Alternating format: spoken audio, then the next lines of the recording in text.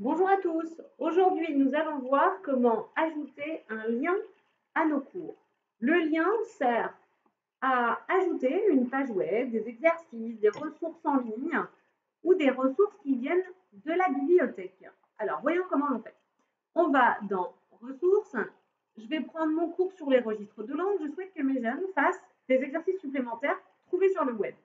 Je vais donc cliquer sur ajouter, lien.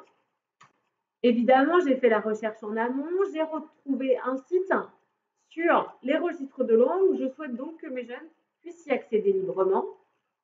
Je copie, CTRL-C, mon adresse URL et je la colle ici.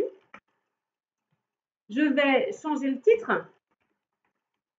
Je vais prévenir mes jeunes que ce sont des exercices supplémentaires.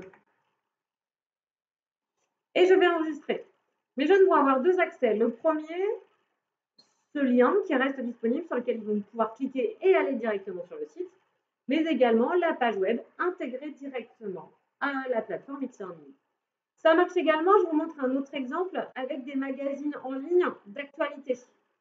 Par exemple, si je clique ici, j'ai sélectionné le magazine connu ici par les profs de vente, par les formateurs en vente, le magazine LSA. Ici, l'actualité LSA, on fait la même chose, hein. On copie, on colle directement ici et voilà, on va mettre actualité LSA. Voilà, et la page web va pouvoir rester disponible dans notre cours et là, elle va évoluer et les jeunes pourront se rendre sur les articles qu'ils le souhaitent. Voilà. Alors, une autre application, c'est également la bibliothèque présente dans e-learning. Vous savez que quand vous créez une ressource, vous pouvez la mettre à disposition dans la bibliothèque. C'est le cas de certains collègues. J'ai fait des recherches déjà. Vous pouvez ici passer par une barre de recherche. Vous pouvez mettre des auteurs, des ressources, des titres, des mots-clés. Par exemple, avec Guerre froide, on tombe normalement sur deux ressources. Voilà. J'ai testé celle-ci.